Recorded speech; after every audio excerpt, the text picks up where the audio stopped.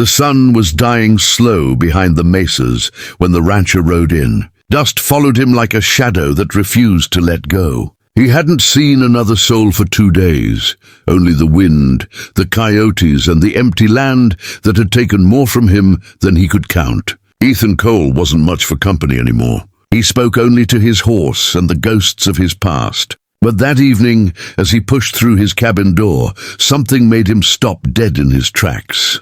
There was smoke curling from the fireplace. Someone was inside.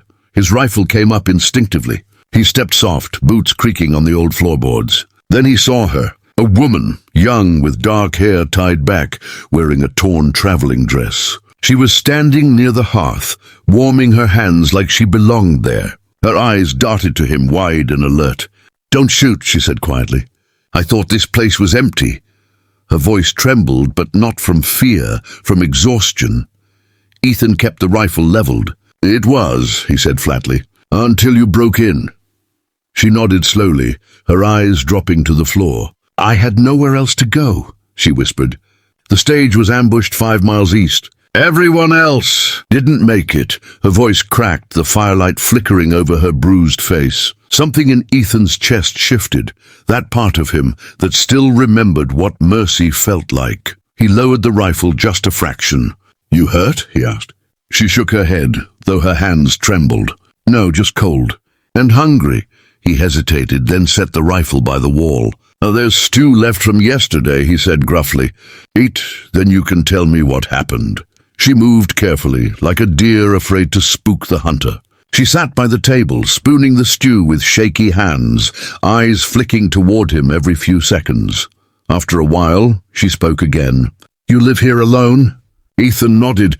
"Used to be different. Wife's gone. Was everyone else worth talking to?" The woman's eyes softened. "I'm sorry," she said quietly. "You must think I'm trouble." Ethan gave a dry laugh. "Out here, everyone's trouble. It's just a matter of how much." She smiled faintly, the first hint of warmth in her tired face. Outside, thunder rolled low over the plains. The storm came fast, hammering the roof with rain.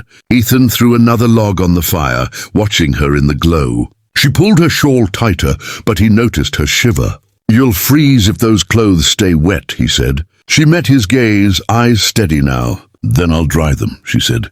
And before he could turn away, she began unbuttoning the top of her dress. Ethan froze. The room went still, except for the rain and the crackle of fire. "You don't have to," he began, but she interrupted softly. "Wait. I take it off." Her tone wasn't suggestive. It was survival, plain and raw. "If I don't dry it, I'll catch fever by morning." She slipped off the wet sleeves, revealing bruises along her shoulders, the kind left by rough hands. Ethan looked away, jaw tight. "Those men from the stage?" he asked. She nodded slowly, eyes distant. "One of them lived long enough to try again." He turned toward the window, rain streaking down the glass like tears. "You're safe here," he said, voice low. "Ain't nobody coming through that storm tonight."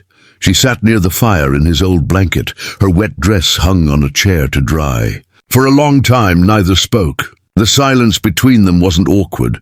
It was the sound of two broken souls remembering what trust felt like. As the storm raged, Ethan poured her a tin cup of coffee. She accepted it with both hands, eyes glimmering in the firelight. "Why help me?" she asked quietly. "You don't even know my name." He looked into the flames. "Names don't matter much anymore," he said. "What matters is that you made it out alive." She smiled faintly, her eyes heavy with exhaustion. "Then maybe you saved me twice," she whispered. He didn't ask what she meant. He didn't have to. The storm outside howled like the ghosts of the plains. But inside that cabin, for the first time in years, Ethan Cole felt something he thought he'd buried with his past. The fragile warmth of being needed. The storm didn't let up through the night. Wind clawed at the windows. Thunder rattled the beams, and somewhere in the distance a coyote howled like it was mourning the dead. Ethan couldn't sleep. He sat in the corner, rifle across his knees, watching the fire die down to embers. The woman, Clara, she'd finally said her name was, slept curled beneath the blanket, her hair spilling across his old pillow. Every so often she'd twitch, whispering something in her sleep that made his heart sink a little lower. He'd seen that kind of restlessness before. It came from the ones who'd seen too much. At dawn, the storm broke. The air smelled of wet earth and pine. Ethan stepped outside, stretching stiff shoulders, the weight of the night still on him. The horizon was pale gold, the world calm again, but the calm felt wrong. Too quiet. His horse, usually calm, shifted uneasily. He followed its gaze and froze. Across the ridge, half a mile out, were tracks. 3 horses heading straight toward the cabin. He went back inside, boots heavy with mud. "Clara," he said. She stirred, blinking awake, confusion giving way to fear when she saw his face. "They're coming, aren't they?" she whispered. He nodded. 3 riders. "You recognize the tracks?" Her hands shook as she pushed the blanket aside. "One of them, yes. He's the one who led the ambush. I thought he died." Ethan's jaw tightened. "Then you were the one they were after, not the stage." She looked at him, guilt flickering in her eyes. "I never told you why I was on that coach," she said. "My husband, he worked for a bank in Santa Fe. He stole money. A lot of it. I didn't know until men came knocking. When he was killed, they came for me, thinking I knew where he hid it." She swallowed hard. "They're not bandits, Ethan, they're bounty men." He stared at her, silent, the firelight flickering between them. "You brought killers to my door." She rose, tears glinting. "I didn't mean to. I thought if I ran far enough." Her voice broke. "I didn't have anywhere else to go." Ethan turned toward the window again. Dust trails moved closer through the morning mist. "You sure they're after you? Not just the money?" She hesitated. "Maybe both." He sighed, reaching for his rifle. "Then they'll get neither." He tossed her a saddlebag. "Back door. You take the canyon path and ride north. They won't see you in that cover."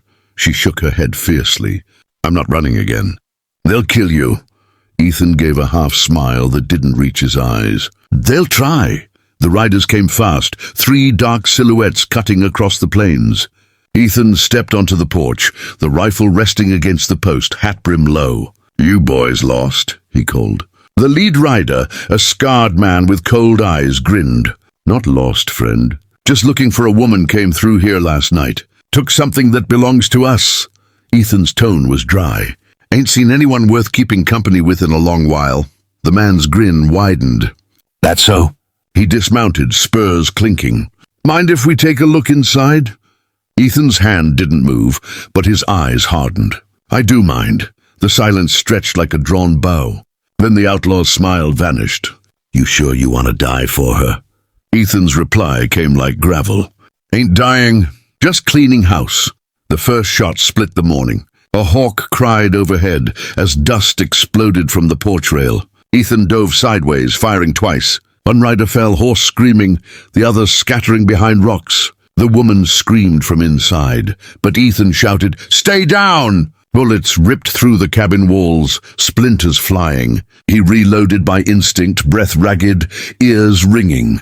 When the smoke cleared, only one rider remained, the scarred man. He stepped out from cover limping, revolver aimed steady. "You can't save her," he sneered. Ethan said nothing. He waited for the wind to shift, saw the man's hand twitch, and fired. The scarred man stumbled back, dropped his gun, and fell face first into the dirt. Silence again. Just the wind, the smell of gunpowder, and the far-off cry of the hawk. Ethan stood there a long time before lowering the rifle. His hands trembled, but not from fear, from memory. Clara stepped out slowly, eyes wide, dress torn, smoke rising from the broken window behind her. "You could have let them take me," she whispered. "Would have been easier." He looked at her, eyes cold but kind.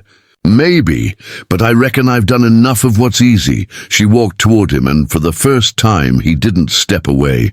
The plains stretched endless before them, the storm gone, the danger past, at least for now. Somewhere deep inside, Ethan knew nothing would ever be the same. Not after the night she said, "Wait." "I take it off."